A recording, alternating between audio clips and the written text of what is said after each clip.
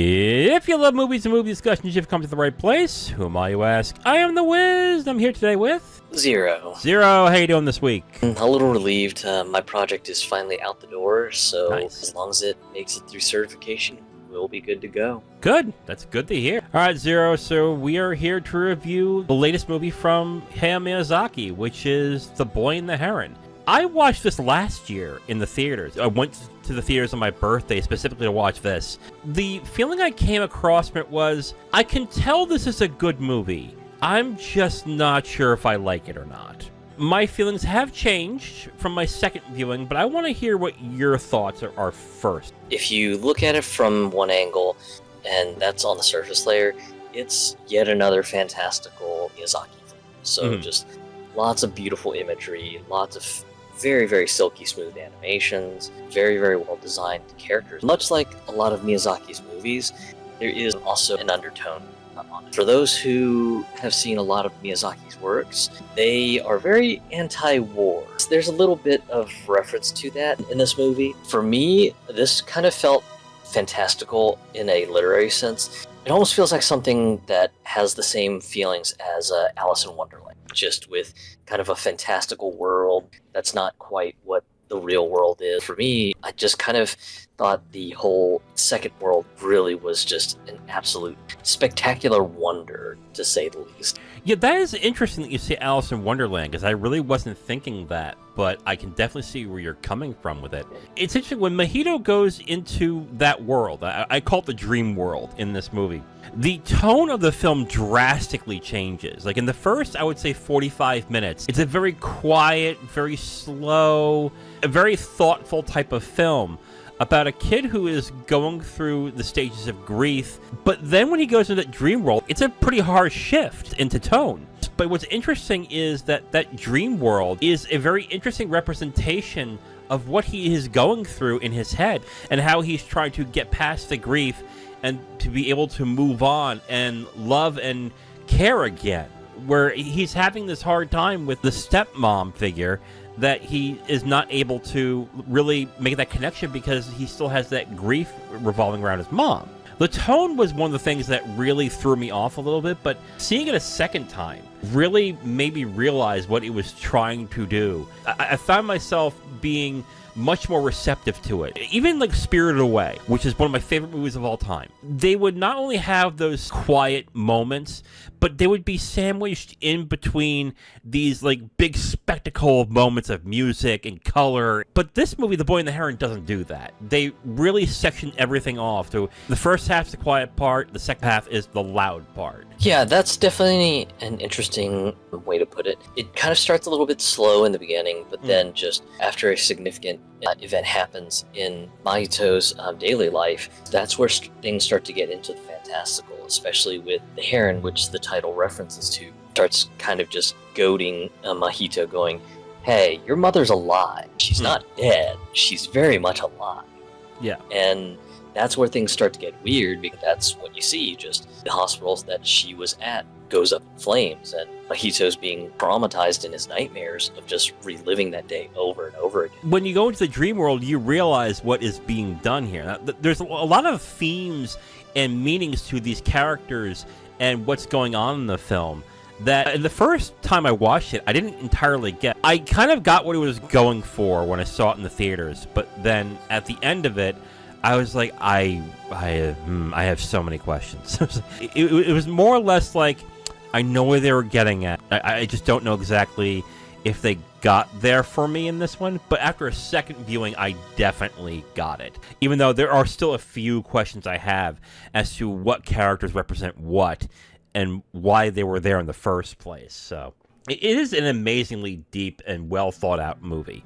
And the one thing that's the most well thought out is the world that the dream world inhabits. Because not only is it a representation of what Mojito goes through in his head, but there are also like really fantastical elements and things in there that are in itself incredibly interesting to watch. Not just visually how they are represented, but just how the story kind of weaves it back and forth into these interesting elements. What made sort of the dream world a little bit interesting to me is, in my mind, I sort of drew parallels to the one myth about, I want to say it was Persephone, where one of the Greek gods goes down into Hades to try to rescue her.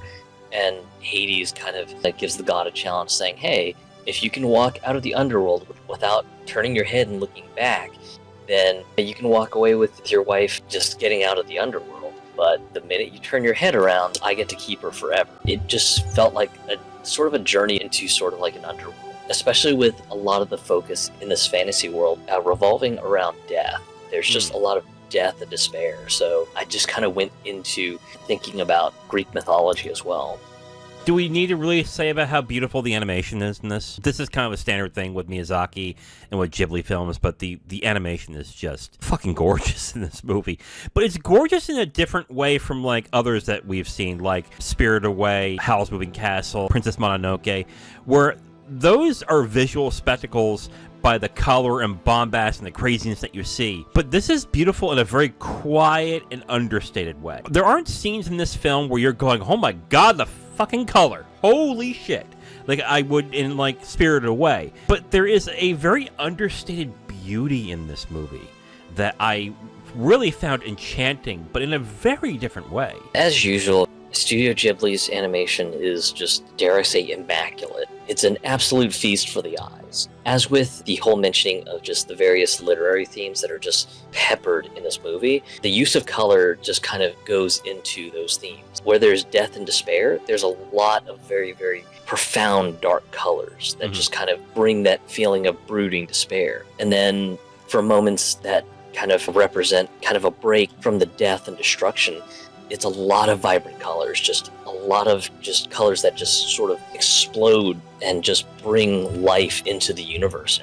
Music and sound is yet again another hallmark of a great Miyazaki film. You've got musical themes that kind of underscore big significant events, especially the one towards the end where it's just destruction everywhere.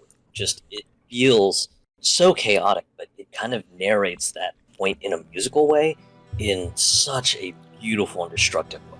Also, I totally screwed up the mythology. It was Orpheus and his wife Eurydice is the Greek myth that I was thinking of. Oh, okay. Because I was, when you mentioned Persephone, I was like, wait a minute, that doesn't seem right. Like, not that I'm like a Greek scholar. I completely messed that one up. I was like, god damn it. Yeah. But that's what I get for being on a couple hours of sleep. Oh, God, that's terrible, man. All right, Zero, do you recommend The Boy and the Heron? It's kind of a multifaceted movie. Kids might enjoy it just purely on the surface level from the fantastical elements, but adults may get more enjoyment out of it because they'll be able to see sort of the multifaceted nature. It's got undertones on Miyazaki's background. It's got some allegories relating to death and going into sort of an underworld of sorts. It's just got so much just layered on top of each other. And that's on top of the fact that you've got a fantastic soundtrack to it.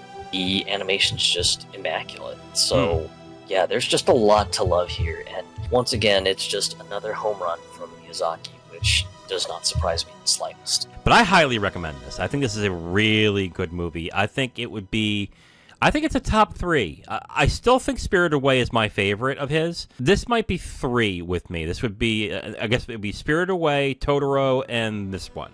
Fantastic movie. I think it's beautiful in a number of ways, just not even just visually and by the music, but by the story that it's telling. I still have a few things I'm confused about. Not gonna lie. There's gonna be some things where I'm like, what does this character represent? But I still found this movie incredibly enjoyable and very heartfelt and deep.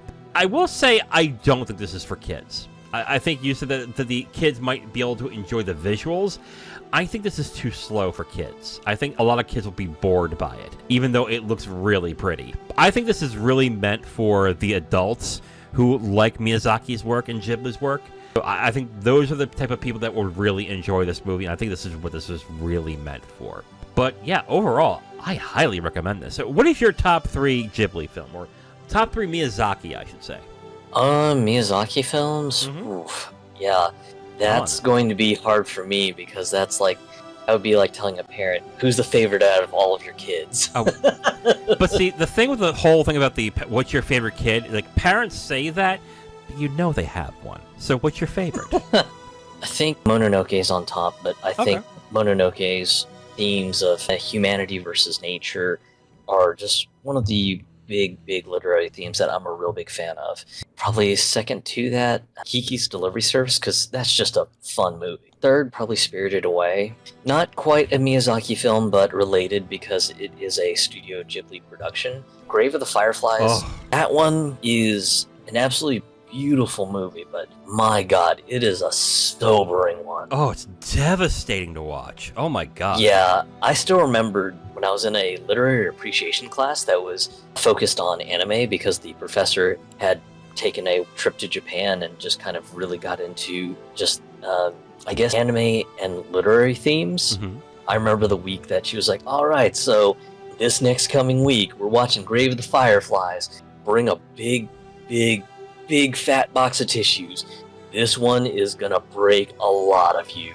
And I still remember in that class, there were a bunch of like guys on the college football team. They're just who cries at a movie, an animated movie at that? That sounds like pussy shit. And of course, just Grave of the Fireflies ends up playing through, and you get to some of the more sobering parts. Some of these guys were just wailing like their dog had died. I was just like, that must feel terrible to put all that machismo out last week only to be cut down low by this movie. Holy shit. That's good. That's good. Some people just deserve it that way. But yeah, that's a devastating movie. Overall, I highly recommend it. And you recommend it? Oh, yeah. All right, so we both highly recommend The Boy and the Heron. It's on Max right now, right? Is it on Netflix as well? I'm not sure. But it's on Max. I have no idea on Netflix, but that's because I don't have Netflix. Yeah. Good. It's actually good for you, man. So, both highly recommend The Boy and the Heron. Check it out on Max. Now, if you want my full review on this movie, you can go to my website at IamTheWiz.com. You'll have my full written review right on the site, along with a link to the video that has this review that you've just listened to.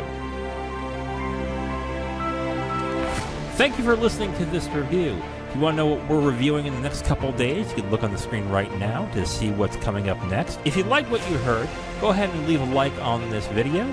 If you want to discuss your opinion on the film or the review itself, please leave a comment. And if you want to hear more, subscribe to the channel. Thank you again for listening. I will talk to you next time.